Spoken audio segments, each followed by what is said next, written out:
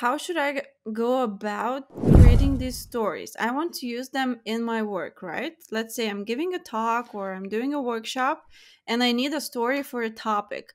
Do I, yeah, The how first do, thing I would do, hmm? I wouldn't start with the story actually. The first thing I would do is start with like how I started, right?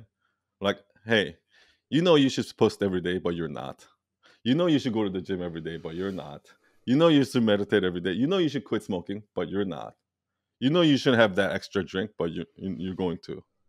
Am I right? Yeah. Right when you say that, immediately your audience is going like, "Oh shit, that's me. Oh Mm-hmm. shit, that's oh the thing about drinking, that's me. Oh, the thing about not posting it, that's me."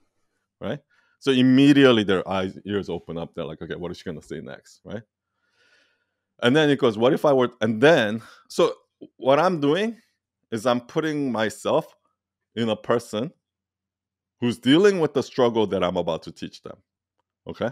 Who is dealing with that. Like, and be specific about it. Maybe this person has an addiction. Maybe this person Mm-hmm. has a problem with overeating or whatever it is, right? Just have that in your mind. What does this person need to hear for this person to even care? Number one. Mm-hmm. Because without, remember, attention always comes first. So without attention, there's nothing. So first, I'm going to that. So in my mind, okay, what they need to hear is this. The problem that the pain that they're going through, right? So and then I'm gonna now connect it somehow here, right?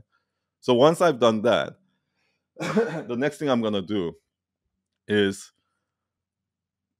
I'm gonna jump into the story, but I'm gonna give a little bit of context before I jump. Otherwise, they might get confusing. So then the next thing I'm doing is like, hey, you're struggling with that, right? What if I were told you, like, you know, like, I'll just lay out the ground rule. Like, you know how Titanic, I would give away the ending there. Meaning, you know how Titanic, when you go into the movie, the boat is gonna sink, the ship is gonna sink. So give away the ending there. But what you're trying to do is you're trying to give away the ending and then show them how you get there so that they can discover it themselves. Like, oh, throughout the journey. You know what I mean? So you give away the ending by saying this. What if I were to tell you that the reason why you're not posting, the reason why you're not going to the gym, blah, blah, blah, has nothing to do with you not knowing something, and it has everything to do with your natural instinct, your body, the way your body is designed by nature, right? For example, Mm-hmm. when I was rock climbing, you tell that whole story, right? And then you go, and the reason why that person didn't look up, even though they knew is the same reason why you're not going to the gym, even though you know you should, right? And then I tied the two at the end, right?